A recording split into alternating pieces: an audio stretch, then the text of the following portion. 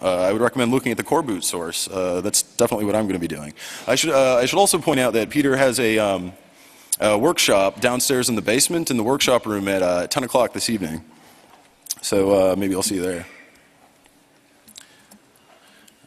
So I mentioned some of the problems that people had writing rootkits in legacy BIOS. Basically, the vast majority of the population decided that it was too much of a pain in the ass to really even bother with. Sorry, this got misplaced, but one additional note on system management mode is that although you can trap PS2 keyboard keystrokes relatively easily by just listening on IO port 80, for USB keyboards, I don't have a good solution for this. I've asked a couple people, and it seems to be a much more complicated problem. So I'd actually just like to throw this out to the audience and see if anybody has an idea of how you could get USB keystrokes from system management mode. And okay, bummer. Legacy BIOS is 16-bit.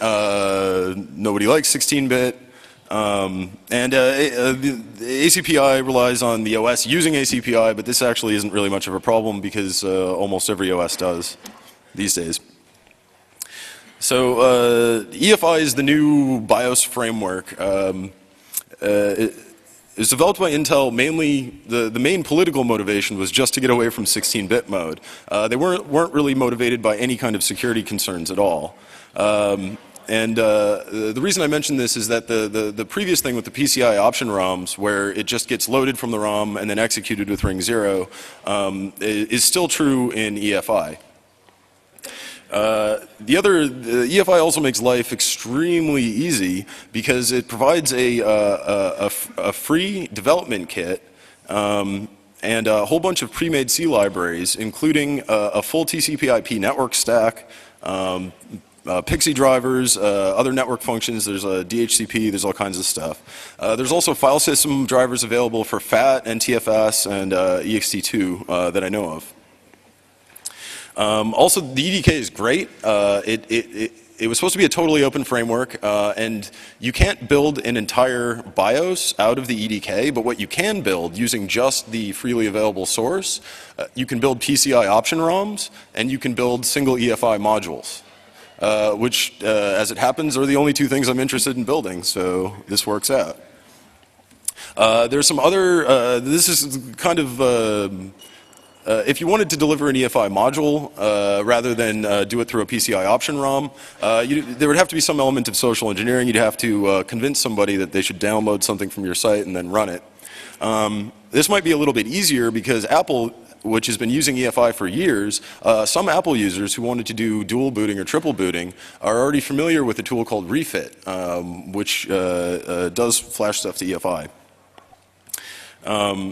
To be lame, that is not as cool as SMM or ACPI, but something that you could easily write using available EFI drivers and just write it in straight C. You could write a rootkit that wasn't quite as sneaky, and instead on startup just actually wrote a hard drive. Every time the machine boot, you could write a hard drive rootkit to disk.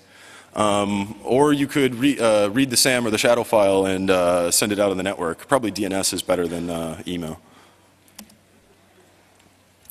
The reason I'm bringing this up now is because not too many people have heard of EFI, and a lot of people have been steering clear of BIOS shenanigans just because they heard it was hard. So Intel has been ramping up on EFI very slowly, but for several years now, and Apple has been on EFI since 2006 for all of the Intel Macs. But this year AMD is also going to be shipping EFI compatible boards by default. So by the end of 2009, I'm not expecting to see really any new legacy BIOS boards in production, except for maybe some embedded stuff. And the other reason I wanted to bring this up is because there's a common misconception that somehow TPMs fix the PCI option ROM attack, and this really isn't so at all. All the TPM is required to do is really just store a private key, which is burnt into the chip. So it would really be up to the BIOS itself to use that key to verify a signature on a PCI option ROM. And you can do that with the BIOS itself because the executable part of the BIOS probably isn't going to change very often. So it's no problem to require that it's signed. But to verify signatures on PCI option ROMs, you would need to have a set of signatures for every possible PCI peripheral you might want to add to your machine, and all versions of their firmware. In the biggest case. You could implement this with, and no, I should point out that no BIOSes I've heard of actually do that kind of checking. You could take a shortcut and just lock down a particular configuration of a machine. Say with certainty that only these brands of PCI cards and only these versions of firmware will be allowed. And then what you could do in an EFI module is you could stop before the PCI option ROMs are loaded, check the signature, and then decide whether or not to execute it. You could do that, but no one is. So one possible solution that occurred to me would be to set up a web of trust system similar to the way SSL certificate signing works, where you could whitelist option ROM firmwares that were known good by some trusted authority, and have a secure repository on the local network where machines, when they started up, they could check in with the repository, verify the signatures of their option ROMs, and then only run verified code. This probably isn't feasible on a large scale, but it might be a good idea for a government installation or like a power plant where the rules of computer use are a bit different than the general population. And in general, I think attacks on TPMs and other security coprocessors are going to be a big deal in the future. You could implement a TPM in hardware with an FPGA and have it just do the functions it's set out to do, but it's not economically viable. Most people use just another processor and a piece of flash that holds that processor's firmware.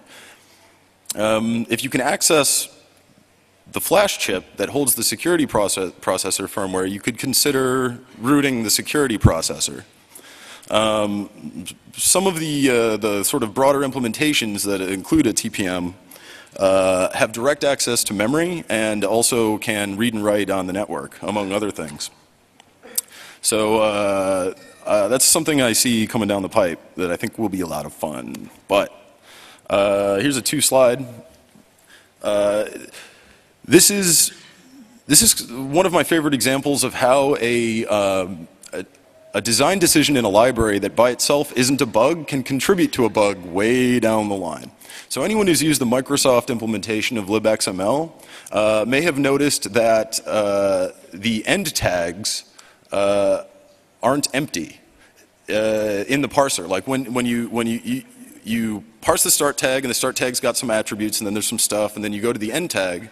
There's no end tag attributes, but if you access the end tag object in the libxml library and use the predicate is empty, you'll get false. It's not empty. In fact, the end tag shows up with the attributes of the start tag.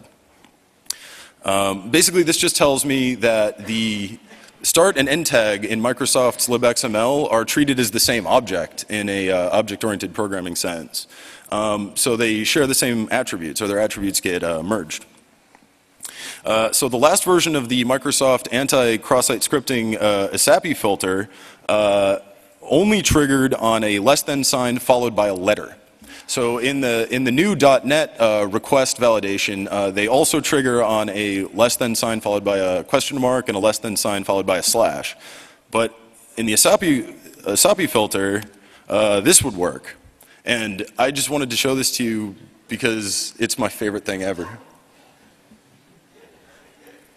So it relies on that weird peculiarity of libxml. Only on Microsoft, then it goes to a CSS style tag, and then it goes back to JavaScript. And that's just sort of a lead-in for talking about script injection in a different target, which is Macromedia's Flex.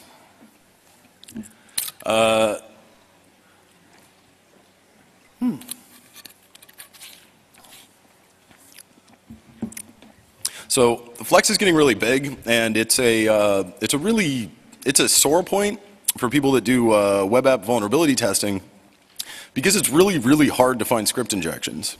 The reason for this is that the Flex builder gives the user a development environment and a form builder where they can just sort of drag GUI widgets out onto their web page, and those widgets already have sanitization and filtering built in, so you can't sort of rely on finding little developer mistakes. And just sort of beating on it that way just leads to frustration. Another frustrating thing about Flex is that now, when I talk about Flex network communications, I should point out that this isn't set in stone, that all Flex applications will work this way. You can do anything from Flex you can do from Flash, so you could set up any sort of communication with the backend that you wanted to. So I'm just going to talk about a particular kind of generic case. But what happens is that a huge SWF file, like 2 megs, gets sent to the browser, and you can decompile it, and there is nothing in it. It is seriously, it's just layout and fonts and themes and skins, and all it does is it takes in XML back from the backend service, renders it to interface components, and then when a user clicks, it sends an AJAX request back to the backend to get the next batch of XML. So nothing in the SWF file actually does anything. So it'll decompile into a massive quantity of ActionScript that there's really no point in reading.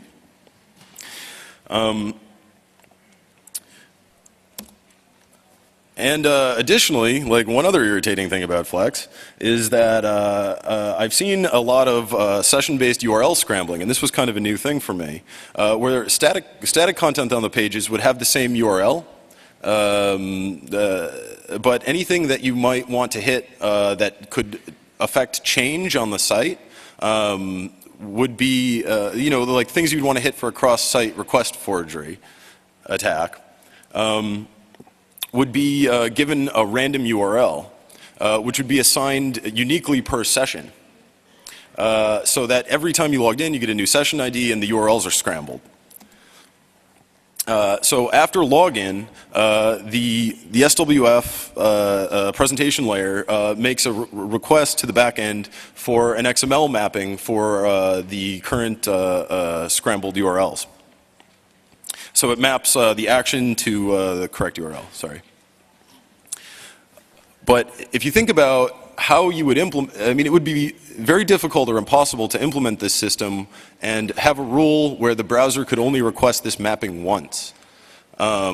It seems like it would be almost hopelessly prone to failure. So you're allowed to re-request the URL mappings anytime you want to. However, one wrong guess will de-authenticate your session, and you'll have to re-log in, which actually kind of breaks up brute forcing quite well. So in the event you could get script injection in Flex, the first two things you need to do are go out, make an AJAX request to fetch the current URL mapping, and then you need to parse that XML to find the action you want, and then you can construct a URL that will drive the site. I think of it kind of like ASLR for web apps. This is actually a terrible metaphor because guessing repeatedly probably isn't a good idea, because you'd get de-authenticated every time for a wrong guess, and it's a lot easier just to get and parse the XML from JavaScript, in my opinion. Okay, so that's all well and good, but you still need a script injection to do any of that, right? So where do you look for script injection when you're pretty sure that all the inputs are locked down? So one idea, and this ended up working out quite well for me, is you look for browser bugs. So I noticed a bug in IE that I haven't really heard anyone talk much about, but I know I'm not the first person to notice. But when downloading and opening HTML attachments,